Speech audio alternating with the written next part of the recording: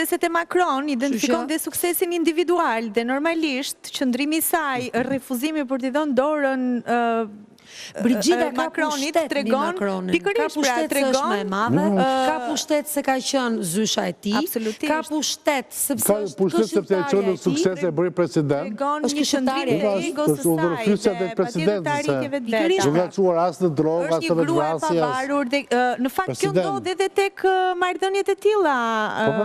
Zhej që burrat e suksesshëm zgjedhin gra të suksesshme, patjetër, sepse duan që të kenë, si thua, të ruajnë atë stabilitetin në marrëdhënie. Atë po pret la e di s'po martohet. Një lloj barazie nuk e zgjodhi Macroni atë. Dhe të eliminojnë ndjenjat e varësisë, dhe kjo është një gjë shumë e bukur. E zgjodhi ajo Macronin, që 15 vjeç. Tani edhe Macron e modeloi, le të themi. Nuk është marrë me zorë aty dhe me dhunë, tani lutem, nuk është marrë kundër vullnetit të vetë.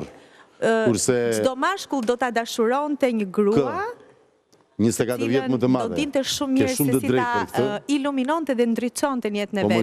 Pak më para the një gjë me rëndësi të madhe që ne në dukemi një shoqëri maskiliste, por në fakt sa më lart të ngjiteshte. E vërtetë është.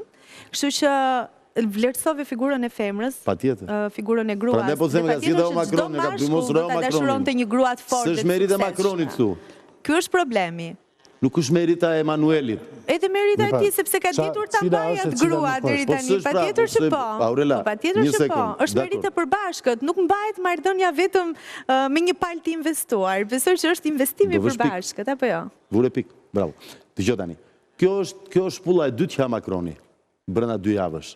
E para që nuk ishte shpull, ishte presidenti Erdogan.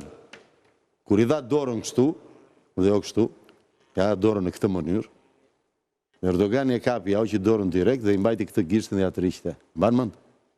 Nuk më kujtohet tani. Po, më kujtohet mua, këtu është, unë kam kujtes, kjo është e frikshmja në këtë histori. Erdogani kishte dorën tavolin, i zjati dorën. Macroni ja dha dorën si zonjë, Erdoganit, si